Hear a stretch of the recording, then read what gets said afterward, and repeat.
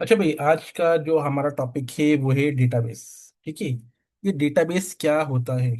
देखो, जब भी हम अपने पास रिकॉर्ड को सेव करते हैं तो वो सेव होता है डेटाबेस में। देखो, इसको इस तरह समझो। लेट सपोज कि हम बता दो सर को। क्या बताना है? दिख रहा थी। क्या बताना है? आवाज ऐसे से बोला। बताना सर। बताना क्या है ये तो बताओ। छोड़ो। है। देखो भाई, हमारे पास होता है क्या? सर सर हाँ। हम तीनों ट्रैफिक में हैं तो हम एक ही फोन से कनेक्ट हो जाएं क्या? हाँ, एक ही से करेक्ट हो जाओ। Okay sir, okay. आप अटेंडेंस लगा देंगे ना, साद अब्दुल रहमान और याया। जब अटेंडेंस होगी उस वक्त मुझे रिमाइंड करा देना। ठीक है। ओके सर, ओके, करवा देंगे। देखो भाई, हमारे आपने पास क्या तो होता है। ले लिया है ना अरे, ग्रुप। देखो, आपने तो हमारे पास हाँ। हमारे पास जो है वो एक कहलाता है लैन। मैन। नहीं नहीं, क्लास नहीं मैन तो और जी सर। इंटरनेट। ठीक है, हमारे पास क्या कहलाता है? लैन, मैन, वैन और इंटरनेट। ठीक है। ये सब होते क्या है? ये हमारे पास सारे नेटवर्क्स होते हैं। नेटवर्क क्या है हमारे पास? Local area network, metropolitan area network, wide area network और इंटरनेट। ठीक है। अब इसको इस तरह समझो। जो लैन होता है वो क्या है हमारे पास? इसको ऐसे है कि एक बैंक है, एचबीएल। एचबीएल की एक ब्रांच है। अब उस ब्रांच के अंदर जितना भी डेटा होगा वो सब आपस में कनेक्टेड होगा। तो ये सिस्टम्स होंगे वो सब आपस में कनेक्टेड होंगे। ठीक है। तो कनेक्टेड का मतलब ये है कि कोई ना कोई ऐसा सर्वर होगा जहां पे वो डेटा स्टोर हो रहा होगा। ठीक है। अगर हम इसी को एक्सटेंड कर लें तो हमारे पास क्या बन जाएगा? मेन बन जाएगा मेट्रोपॉलिटन एरिया। मतलब हमारे पास बहुत सारे ऐसे कराची के अंदर हमारे पास वो है ये ब्रांचेज हैं। ठीक है। और अगर उसको हम पूरे पाकिस्तान पे ले जाए तो हमारे पास क्या बन गया? वैन बन गया। अगर हम पूरे पूरे इंटरनेट की अगर बात करें, पूरी दुनिया में अगर हम कर ले तो वो इंटरनेट बन जाएगा। तो ये बेसिकली जियोग्राफिकल बेसिस पे हमारे पास कवरेज हो रही होती है कि ये किस तरह से हो रही है। अब जितने भी हमारे पास है वो दो तरह के सिस्टम कहलाते हैं। एक कहलाता है हमारे पास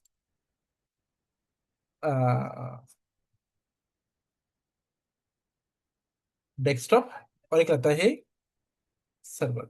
ठीक है।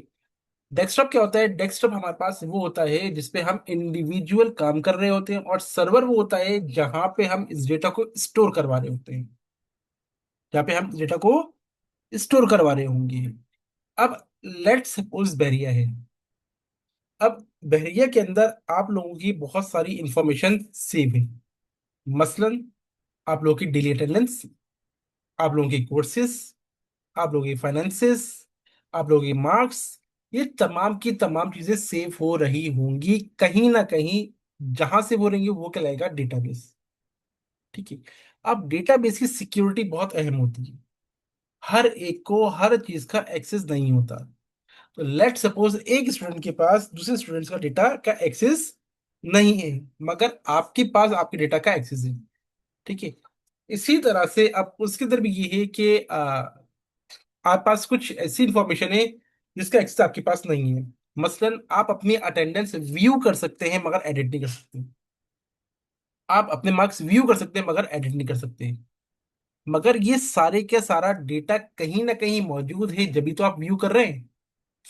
और कोई ना कोई इस डेटा को इंसर्ट कर रहा है, जभी तो आप इसको व्यू कर रहे हैं। तो हमारे पास दो हैं। एक है हमारे पास डेटाबेस जहां सारा डेटा मौजूद है, और एक है यूजर जो इस डेटा को इंसर्ट कर रहा है या उसको रिट्रीव कर रहा है। ठीक है। तो कहीं ना कहीं ये डेटा मौजूद है जिसको हम कहते हैं डेटाबेस। ठीक है। एक कॉमन जो है मिसकॉन्सेप्शन वो ये है कि हमारे पास जो एक्सेल है वो भी डेटाबेस है। याद रखो, एक्सेल डेटाबेस नहीं है। एक्सेल बेसिकली इस्तेमाल होता है डेटाबेस की एनालिसिस के लिए, डेटा की एनालिसिस के लिए। ठीक है। तो लेट्स सपोज मैं क्या करता हूं कि आपका सारा अटेंडेंस का डेटा मौजूद है। ठीक है। अब मुझे क्या करना है, मुझे इस पे लगाना है फिल्टर कि भाई मेरे पास सिर्फ वो स्टूडेंट हो जिनकी 75% ज्यादा अटेंडेंस है, उनको अलाउ करना है। ठीक है। तो इस डेटाबेस से जो मैं डेटा रिट्रीव करूंगा वो हमें करके देगा MIS department, management information system. ठीक है। ये लोग क्या कर रहे होते हैं, इनके पास सारा डेटा का एक्सेस होता है और ये हमारी रिक्वेस्ट पे ये तमाम की तमाम इंफॉर्मेशन रिट्रीव करके दे रहे होते हैं। लेट सपोज हमारे पास हम स्कॉलरशिप देना चाह रहे हैं। अब स्कॉलरशिप किसको देंगे? पहला फिल्टर आ गया हमारे पास कि भाई जिसकी GPA अब 3.5 हो, लेट से। ठीक है। दूसरा आ गया उसकी अटेंडेंस भी शॉर्ट ना हो। ठीक है। तीसरा ये आ गया जिसको फाइनेंशियली भी वीक हो, लेट सपोज। ठीक है। अब ये सारी की सारी इंफॉर्मेशन, एक है फाइनेंस से रिलेटेड, एक है आपके पास एकेडमिक की जो डेटा एंट्री हो रही है उससे रिलेटेड, और एक है एडमिशन से रिलेटेड। अब तीन अलग अलग डिपार्टमेंट्स के पास ये इंफॉर्मेशन मौजूद है। ठीक है। अब अगर मुझे कोई रिकॉर्ड चाहिए इस तरह का, तो मेरे पास एक ऐसी जगह होगी जहाँ पे ये सारा का सारा रिकॉर्ड कंपाइल हो रहा, जिस जगह पे ये सारा का सारा रिकॉर्ड सेव हो रहा होगा वो कहलाएगी डेटाबेस। ठीक है। वापस याद रखो कि एक्सेल हमारे पास डेटाबेस नहीं है, वो एक टूल है डेटा की एनालिसिस के लिए। डेटा सेव कहाँ होगा, वो होगा डेटाबेस में। ठीक है। यहां तक कोई कंफ्यूजन है किसी को? कोई कंफ्यूजन है? तो आगे बढ़ते हैं। No sir. अच्छा, फिर हमारे पास क्या है, what is database? Software program for efficiently storing large amount of data. आपने देखा है अक्सर आपके पास क्या होता है कि एक्सेल के अंदर जैसे जैसे डेटा बढ़ता जाता है आपका एक्सेल हैवी होता जाता है। जितना डेटा बढ़ेगा उतना वो हैवी होता जाएगा। तो डेटाबेस बनता ही इसीलिए है कि वो डेटा को स्टोर कर सके। ठीक है। एक्सेल का बेसिक मकसद ये नहीं है डेटा की स्टोरेज, इसलिए वो हैवी होता जाता है। क्लियर है? अच्छा, किस लिए इस्तेमाल हो सकता है? बहुत सारी चीजों के लिए इस्तेमाल हो सकता है। कस्टमर की इंफॉर्मेशन को स्टोर करने के लिए, क्लास शेड्यूल स्टोर करने के लिए, एम्प्लॉयज का डेटा, डिफरेंट पार्ट्स का डेटा, फ्लाइट्स का डेटा, वगैरह वगैरह। तो डेटा को स्टोर करने के लिए हम क्या यूज करते हैं, डेटाबेस यूज कर रहे होते हैं। अब ये हमारे पास एक एग्जाम्पल है डेटाबेस की। ठीक है। इसमें क्या है, हमारे पास नाम है, लास्ट नेम है, उनका एड्रेस है और उनका फोन नंबर है। तो ये क्या है हमारे पास, ये है डेटाबेस। ठीक है। अब इसके अंदर देखो सबका जो फर्स्ट नेम है वो सब क्या है, जॉन। लास्ट नेम कुछ का सेम है, कुछ का डिफरेंट है। ठीक है। अगर एड्रेस देखो तो जॉन बेकर है बट इसका एड्रेस अलग है, जॉन बेकर है इसका एड्रेस अलग है। तो इसका मतलब है कि ये हो सकता है कि ये अलग अलग लोग हों, मगर इत्तेफाकन इनका फर्स्ट और लास्ट नेम मैच कर रहा है। लेट सपोज कि हमारे पास कोई है मोहम्मद मुर्तजा। ठीक है। तो कराची में कोई ना कोई ऐसा निकल ही आएगा, पाकिस्तान में कोई ना कोई निकल ही आएगा। समटाइम ऐसा होता है कि आपकी यूनिवर्सिटी में कोई ना कोई निकल आता है। ठीक है। तो हमें उसको आइडेंटिफाई करने के लिए कोई ना कोई ऐसी चीज चाहिए होती है जो दूसरे से डिफरेंट हो। ठीक है। तो सम टाइम हमारे पास फर्स्ट नेम और लास्ट नेम मैच कर जाते हैं। सम टाइम अगर एक ही घर में दो लोग रहते हैं तो एड्रेस मैच कर जाएगा। ठीक है। तो हमारे पास कोई ना कोई ऐसी चीज होनी चाहिए। तो खैर हम उसको बाद में बात करेंगे। बट डेटाबेस क्या है, आपका जो कंप्लीट डेटा होता है उस सबको स्टोर कर रहा होता है डेटाबेस से। ठीक है। अच्छा, डेटाबेस के अंदर हमारे पास एक क्लास कहलाती है, वो है एंटिटी। क्या है? एंटिटी। अब गौर से सुनना, एंटिटी क्या होती है, हम हर एक की कैटेगरीज अलग अलग कर देते हैं। बजाय सबको मिला के एक ही के अंदर तमाम डेटा डाले, हम क्या करते हैं, हमारे की कैटेगरी अलग अलग बना देते हैं। मसलन हम ये कहते हैं भाई आपके स्टूडेंट, एक स्टूडेंट है बहरिया का, ठीक है? आपकी क्या क्या इंफॉर्मेशन होगी, कोई स्टूडेंट है उसकी क्या क्या इंफॉर्मेशन हो सकती है हमारे पास? हमने कहा भाई पर्सनल डेटा होगा। ठीक है। और क्या होगा हमारे पास, उसका एकेडमिक डेटा होगा। ठीक है। मसलन कि उसके कोर्सेज कौन कौन से पढ़ लिए हैं, क्या GPA है क्या नहीं है। इसके अलावा उसके पास उसके फाइनेंसिस का डेटा होगा। ठीक है, भाई क्या इसकी फीस है, कितनी फीस पे की है, कितना डिस्काउंट मिला है। ठीक है, फिर इसके अलावा और तरह का हमारे पास डेटा हो सकता है इसका। ठीक है, तो अब हम क्या करें, एक ही स्टूडेंट का नाम लेके, जैसे हमारे पास पिछले वाली स्लाइड में था कि हमारे पास एक ही स्टूडेंट का नाम लेके हम तमाम इंफॉर्मेशन स्टोर करते जाएं, इसके बजाय हम क्या करते हैं, उसको अलग अलग सेगमेंट्स में बांट देते हैं, और उन सेगमेंट्स को हम कहता है एंटिटी। मसलन एक सेगमेंट आ गया आपका पर्सनल डेटा। अब पर्सनल में क्या आ सकता है, आपका नाम आ सकता है, आपका लास्ट नेम आ सकता है, आपका एड्रेस आ सकता है, आपका फोन नंबर आ सकता है, वगैरह वगैरह, इस टाइप की चीजें आपकी पर्सनल इंफॉर्मेशन आ गई। ठीक है, आपके आ गया एकेडमिक डेटा, आपके कौन कौन से किस प्रोग्राम में इनरोल्ड हो, किस सेमेस्टर में हो, आपका रिजल्ट्स क्या रहा, आपकी जीपीए क्या है, वगैरह वगैरह, अटेंडेंस वगैरह सब इसमें आ गई। एक हो गया आपके फाइनेंसिस का, आपने एडमिशन फीस कितनी दी है, आपकी सेमेस्टर फीस कितनी जा रही है, कॉशन फीस कितनी है, वो तमाम चीजें आपकी फैसिलिटी आ गई। तो अब ये सारा का सारा डेटा मैं एक ही जगह पे डाल दूं, वो मेरे लिए ज्यादा कॉम्प्लिकेटेड हो जाएगा, पहली चीज। दूसरी बात ये कि मुझे रिट्रीव करने में प्रॉब्लम होगी क्योंकि हैवी होता जाएगा। बजाय उस सबको एक ही साथ डालने के हम करते क्या है, हम उसके अलग अलग पार्ट्स में ब्रेक कर देते हैं, जो हमारे पास कहलाता है एंटिटी। ठीक है, an entity is any object in the system that we want to model and store information about, कि उसी से रिलेटेड ही हम इंफॉर्मेशन को स्टोर करें। पर्सनल का मतलब इसमें सिर्फ पर्सनल डेटा ही आएगा, आपके फाइनेंसिस या एकेडमिक डेटा इसमें नहीं जा रहा होगा। एकेडमिक का मतलब सिर्फ एकेडमिक ही हुआ, आपकी फाइनेंसिस में इंक्लूड नहीं होंगी।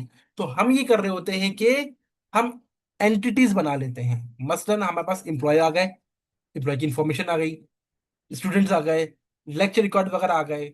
ठीक है, ये क्या है, ये एंटिटीज हैं। अभी आगे जाके आपको ये और बेहतर समझ में आएगा, तो अभी कंफ्यूज मत होना। ठीक है, अब ये है एंटिटी, मसलन पर्सन की एंटिटी। तो पर्सन का मतलब पर्सन से रिलेटेड इंफॉर्मेशन आ रही होगी। मसलन एम्प्लॉय हमारा पर्सन है, उससे रिलेटेड इंफॉर्मेशन आ गई, कस्टमर उसकी आ गई, वेंडर उसकी आ गई, स्टूडेंट्स आ गई।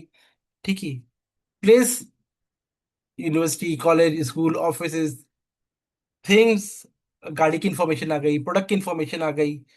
तो इस टाइप के हम क्या कर रहे होते हैं, अलग अलग एंटिटीज बना लेते हैं और उससे रिलेटेड इंफॉर्मेशन उसमें इंक्लूड कर रहे होते हैं। क्लियर है? अब आता है हमारे पास रिकॉर्ड। अब ये रिकॉर्ड क्या है, अब ये याद है आपको लास्ट टाइम हमने डेटाबेस की बात की थी, ये वही डेटाबेस है। हर इंडिविजुअल रॉ क्या कहलाती है हमारे पास, ये हमारे पास एक रिकॉर्ड है। मसलन first name, last name, address, telephone number, एक ही बंदे का ये क्या है, ये रिकॉर्ड है। ये सेकंड रिकॉर्ड है, ये थर्ड रिकॉर्ड है। तो हर एक इंडिविजुअली क्या है, वो रिकॉर्ड है। कंप्लीटली क्या है, एक सेट ऑफ इंफॉर्मेशन। क्या, एक सेट ऑफ इंफॉर्मेशन। मसलन हमारे पास देखें जैनब सईद, अब जैनब सईद की जितनी भी इंफॉर्मेशन होगी, उनकी पर्सनल इंफॉर्मेशन, वो सब क्या कहलाएगी, वो कहलाएगी रिकॉर्ड। ठीक है, और पर्सनल डेटा क्या होगा उनका, उनकी एंटिटी होगी। क्लियर है? यहां तक कोई कंफ्यूजन? यहाँ पे कोई कंफ्यूजन है किसी को? No sir. ठीक है, अब नेक्स्ट हमारे पास क्या है, हमारे पास है फील्ड। ठीक है, अब ये देखो, ये तो था हमारे पास रिकॉर्ड, एक कंप्लीट सेट ऑफ इंफॉर्मेशन। अब फील्ड क्या होती है, भाई ये है फर्स्ट नेम की फील्ड, तो इसके अंदर जितना भी डेटा आएगा वो सिर्फ फर्स्ट नेम से ही रिलेटेड आएगा। लास्ट नेम, ये दूसरी फील्ड है, तो लास्ट नेम से रिलेटेड जितना भी डेटा आएगा वो सब इस फील्ड में आएगा। एड्रेस की फील्ड, टेलीफोन की फील्ड, तो ये क्या है, ये है फील्ड्स। वर्टिकली फील्ड्स हैं, हॉरिजॉन्टली रिकॉर्ड है। ये क्या है हमारे पास, ये रिकॉर्ड है, रिकॉर्ड है, रिकॉर्ड है। और अगर ऐसे देखें, ये फील्ड है, फील्ड है, फील्ड फील्ड फील्ड फील्ड, समझ में आया? फोन की फील्ड है, फैक्स की फील्ड है, ईमेल की फील्ड है, नेम की फील्ड है। इस तरह से अगर हम देखें, लेट्स सपोज हमारे पास क्या गया कि डेरन एडमसन, ये इसकी तमाम इंफॉर्मेशन रन से रिलेटेड ये सारी की सारी क्या कहलाएगी? रिकॉर्ड कहलाएगी। ठीक है। क्लियर है? कंफ्यूजन तो नहीं है किसी के अंदर रिकॉर्ड और फील्ड के अंदर? सर एक बार रिपीट कर देंगे। देखो, हमारे पास एक ही रिकॉर्ड और एक ही फील्ड। ठीक है। मसलन हम एक आप लोगों का रिजल्ट बना रहे हैं। ठीक है। अब रिजल्ट के अंदर क्या क्या आएगा?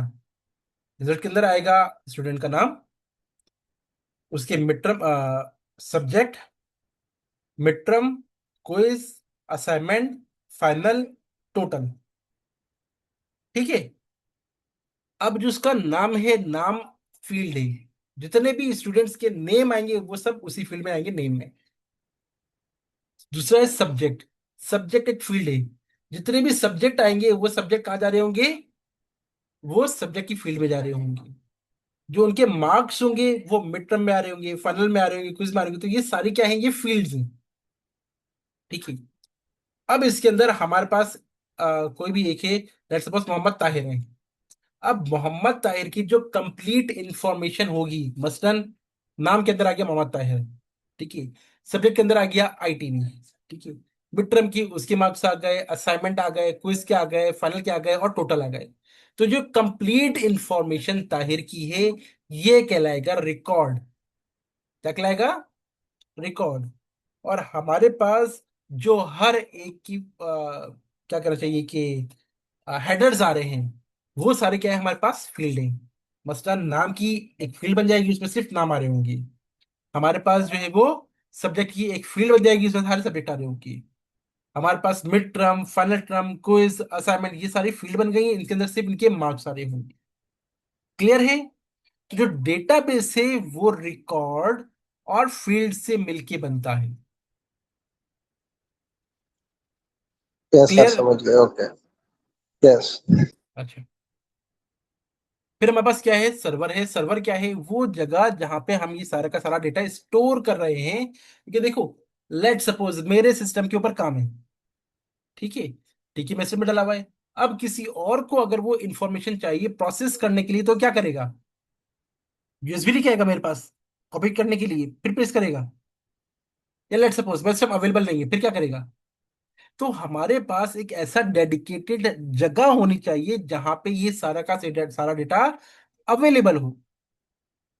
ठीक है। तो बैरिया के अंदर लेट सपोज एक हमारे पास सर्वर लगा हुआ है, उसमें सारा डेटा अवेलेबल है। अब दो तरह के यूजर होंगे। एक हमारे पास फैकल्टी भी है, डेटा डाल भी रही है, रिव्यू भी कर रही है। स्टूडेंट्स हैं, डेटा डाल भी रहे हैं, रिव्यू भी कर रहे हैं। तो ये सारा का सारा कहाँ हो रहा है? ये सर्वर पे हो रहा है, और डेटाबेस सर्वर पे ही मौजूद है। अब जितने भी क्लाइंट्स हैं या यूजर्स हैं, वो सारे इस सर्वर से कनेक्टेड होके उस डेटाबेस तक एक्सेस ले रहे हैं। अब हर एक को हर चीज का एक्सेस भी नहीं देना, तो उसको कंट्रोल करने के लिए हमने क्या किया? हमने राइट्स लगा दिए हैं।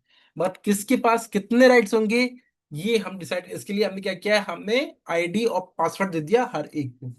तो वो आईडी और पासवर्ड क्या होगा भाई? इस आईडी और पासवर्ड के अगेंस्ट उसके पास क्या क्या रूल्स हैं, क्या क्या एक्सेस कर सकता है, किन चीजों को देख सकता है, खाली वहां तक एक्सेस होगा, बाकी नहीं होगा।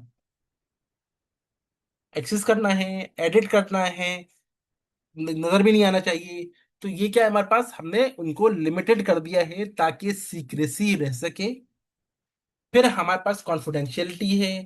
फिर हमारे पास ये है कि उसकी ऑथेंटिकेशन है।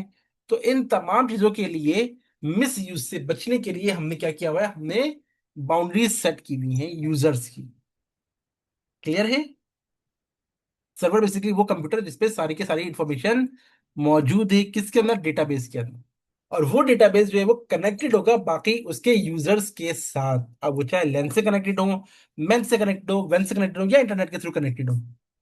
क्लियर है? मसलन आप जो हो अपना पोर्टल अपने घर से भी एक्सेस कर सकते हो। इसका मतलब है कि आपका पोर्टल जो है वो इंटरनेट पे मौजूद है, जो डेटाबेस है वो इंटरनेट के किसी सर्वर पे मौजूद है, और वहां से आप डायरेक्टली एक्सेस कर रहे हो। लेट सपोज कि हमारे पास है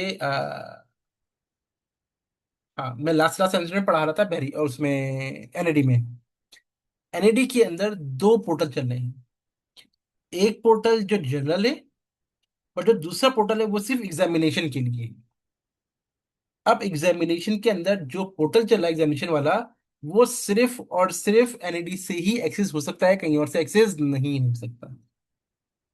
इसका मतलब क्या है कि उन्होंने अपने उस सर्वर को कहां पे रखा हुआ है? उस सर्वर को लैन पे रखा हुआ है, ताकि लोकली एक्सेस हो सके फॉर सिक्योरिटी पर्पस। ठीक है।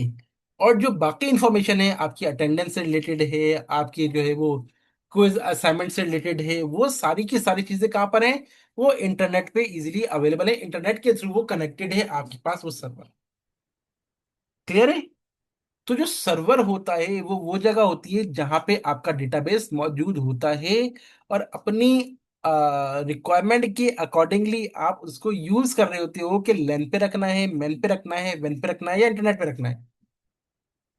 क्लियर, या कोई कंफ्यूजन है इसमें? कंफ्यूजन है? No sir. ठीक है, आगे बढ़ते हैं। No sir. देखो, ये आ गया वर्क स्टेशन, जिसको हमने डेस्कटॉप कहा था। ठीक है। ये हमारा सर्वर है। सर्वर के ऊपर हमारे पास डेटाबेस है। अब कोई भी आपने क्यूरी सेंड की, मतलब आपने कोई भी इंफॉर्मेशन मांगी है, तो वो इंफॉर्मेशन पहले जाएगी डेटाबेस में। वो देखेगा कि क्या आपके पास राइट्स है इसके एक्सेस के, ये इंफॉर्मेशन अवेलेबल है। और फिर वो क्या करेगा, इंफॉर्मेशन वापस आपको रिट्रीव बैक करके आपके वर्कस्टेशन वो आपको दे देगा। ठीक है। आपने इंफॉर्मेशन मांगी, डेटाबेस में गया, रोल चेक किया, और आपको वापस आपकी इंफॉर्मेशन सेंड कर दी। क्लियर? क्लियर है? Yes sir. अच्छा। अब प्रॉब्लम ये है, जैसे हम इसके ऊपर आए थे, अब हमारे पास ये एक टेलीफोन डायरेक्टरी है। ठीक है। अब मसला ये है कि हमारे पास, हमने देखा जॉन, जॉन इतने सारे आ रहे हैं। हमने कहा भाई जॉन बेकर चाहिए, अब जॉन बेकर भी एक दो, ये दो दो आ रहे हैं। मैं कैसे आइडेंटिफाई करूं? या आपकी क्लास के अंदर लेट सपोज 50 स्टूडेंट्स हैं। अब वो स्टूडेंट्स कैसे क्लासिफाई करेंगे? मसलन आपकी क्लास, एक बहुत ही कॉमनली नाम है मोहम्मद अली। नॉर्मली हर क्लास में एक ना एक तो मिल ही जाता है। ठीक है। अब फर्ज करो मेरी क्लास में दो मोहम्मद अली हैं। अब मैं कैसे आइडेंटिफाई करूं कौन सा वाला कौन सा है? ठीक है। तो हम करते क्या है, ऐसी चीज से बचने के लिए हम कहते हैं प्राइमरी की होनी चाहिए। क्या होना चाहिए? प्राइमरी की। प्राइमरी की हमेशा क्या होती है? यूनिक होती है, जो किसी और से मैच नहीं करती। क्या किसी का सीएनआईसी नंबर दूसरे से मैच करता है? करता है? नो।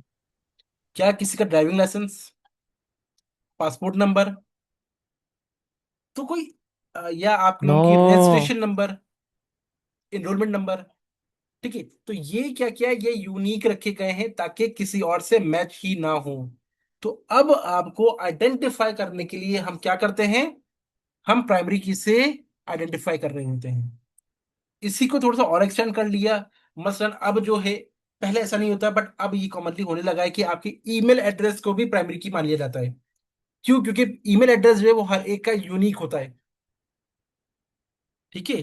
इसी तरह से अब जो है, वो फोन नंबर को भी प्राइमरी की मान लिया जाता है, क्योंकि पहले जो है वो शेयर्ड फोन हुआ करते थे। पीटीसीएल नंबर है, पूरा घर मिलकर इस्तेमाल कर रहा है। या फिर ऐसे मोबाइल आने शुरू हुए तो वो भी शेयर्ड थे, बट अब क्या है, हर एक का अपना पर्सनलाइज है। तो सम टाइम उसको भी यूनिक मान लिया जाता है, बट यूनिक क्या होता है? जो किसी से मैच ना करे, जैसे आपका सीएनआईसी नंबर, जैसे आपका ड्राइविंग लाइसेंस नंबर, जैसे आपका पासपोर्ट नंबर, जैसे आपकी गाड़ी का नंबर, ये किसी से मैच नहीं करेंगे। अगर मैच कर रहे हैं, इसका मतलब है कोई ना कोई बैकएंड पे फ्रॉड हुआ है या मिस्टेक हुई है। क्लियर है? Yes sir. तो हर एक को यस यूनिक सर। रखना चाहते हैं हम, ताकि कोई डेटा ओवरलैप या क्रॉस मैच ना हो, और उसको कहते हैं प्राइमरी की। क्लियर? मसलन आप लोगों का enrolment yes sir number clear. या आपकी रजिस्ट्रेशन नंबर आपकी प्राइमरी की है, वो किसी और से मैच नहीं करेगा। करेगा किसी का?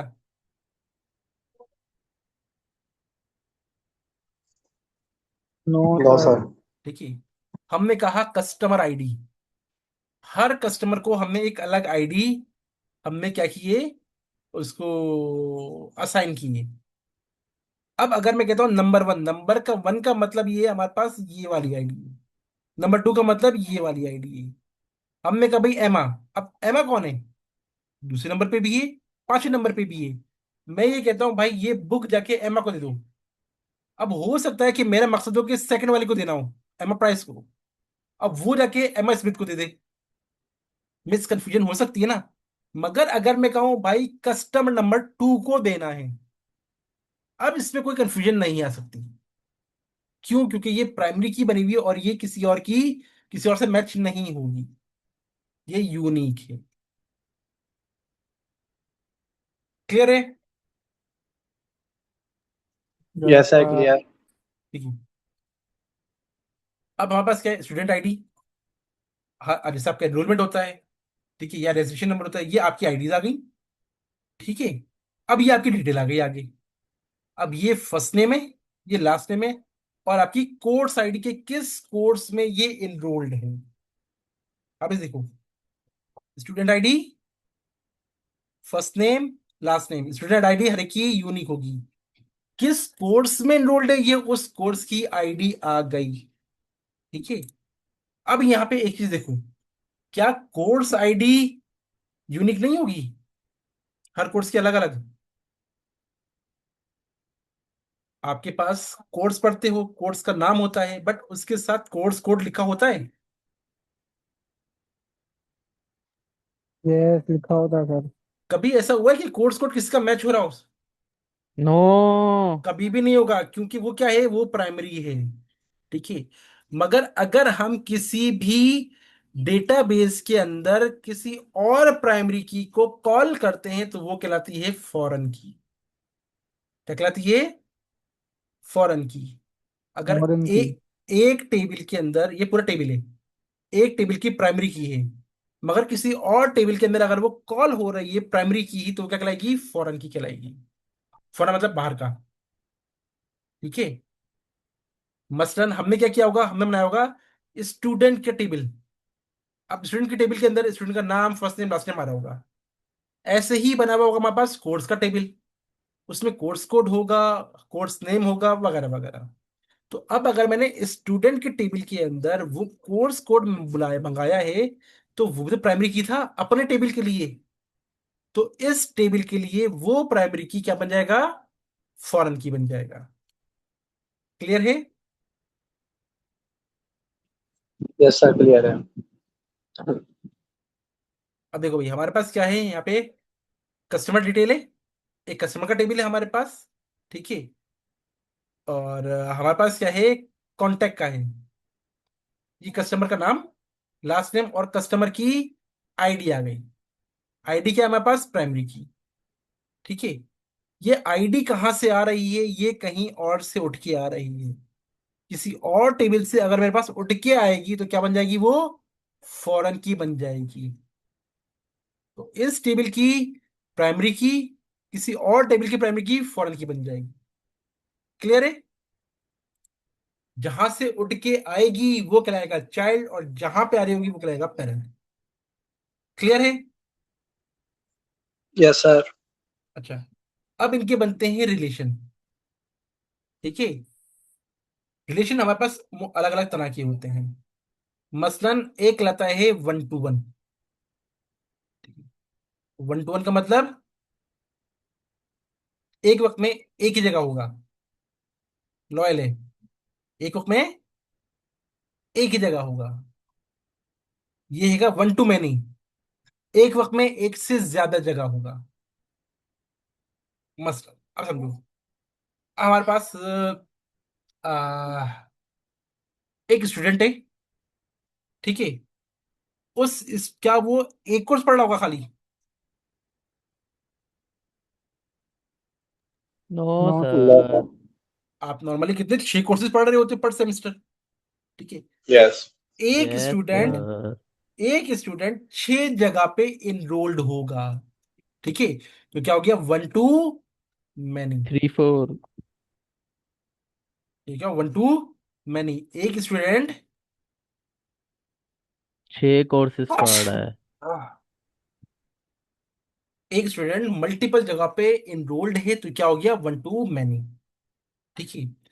अब एक एम्प्लॉय या एक कस्टमर एक वक्त में एक ही जगह पे हो सकता है। मसलन आप गए डिनर करने के लिए, आपने टेबल रिजर्व करवाई हुई है। ठीक है। या आप गए जहाज के अंदर, आपने क्या किया, जहाज में अपनी सीट बुक करवाई हुई है। एक कस्टमर को एक ही सीट बुक हो सकती है, एक से ज्यादा बुक आपको नहीं होगी। क्या हो गया? ठीक है। One two one. या एक जो बंदा है वो एक वक्त में एक ही जहाज में जा सकता है, एक से ज्यादा जहाज में एक बंदा एक साथ ट्रेवल नहीं कर सकता। One two one. क्लियर है? Yes sir, clear. ठीक है। वन टू मैंने भी क्लियर हो गया, वन टू वन भी क्लियर हो गया। यस ठीक है। वन टू वन का मतलब क्या है हमारे यस सर, पास? क्लियर हो गया सर। हाँ बेटा, तुम्हें तो रिलेशन से क्लियर हुआ होगा। ठीक है। सर ईमानदारी से क्लास ले रहे हैं सर। ईमानदार से बोले तो क्लास मैं ले वीडियो रहे ऑन हैं। करके भी दिखाऊं आपको। नहीं नहीं, रहने रहने रहने। मगर बाहर से शोर की आवाज नहीं आ रही, तुम तो ट्रैफिक में फंसे हुए थे। क्या बोल रहे थे सर? स्टिल ट्रैफिक में ही है, गाड़ी में ही बैठे हुए हैं। आवाज तो नहीं आ रही शोर की, ट्रैफिक की जी आवाज तो सर। नहीं आ रही। ट्रैफिक की आवाज नहीं आ रही मुझे। अभी आपको सर को दिखाओ सर ये देखें सर, आज आप देख लें सर। ये चीजें दिखाओ, लड़कियां भी गिरा सर। वीडियो ऑन हो गई और नहीं ये तो तो हाँ, गलत देख ऑन ली हो देख गई। ली। नहीं नहीं सर, ये ठीक देखे है। आपको दिखा रहे हैं। देख ये देख देखे लिया अभी मैंने, भी देख लिया। यूनिवर्सिटी के पास ही है, ये सारे बैठे हुए हैं। ये देखे सर। अच्छा। ठीक है भाई। अब भी हम लोग निकले हैं सर। अच्छा, वन टू मैनी तीन तरह के थे हमारे पास। One to many, one to sir one. Video को बंद कर दो भाई। अरे अच्छा भाई, स्पीकर अच्छा। बंद। ठीक है। One to many, one to one. अब है मैनी टू मैनी। क्लियर है? वन टू वन का मतलब तो सिर्फ दोनों एंड पे खाली सर, एक एक ही हो सकते हैं, एक ही बंदा था एक ही जगह में जा सकता है। ठीक है। वन टू मैनी, एक स्टूडेंट था एक से ज्यादा कोर्सेज में एनरोल्ड हो सकता है। ठीक है।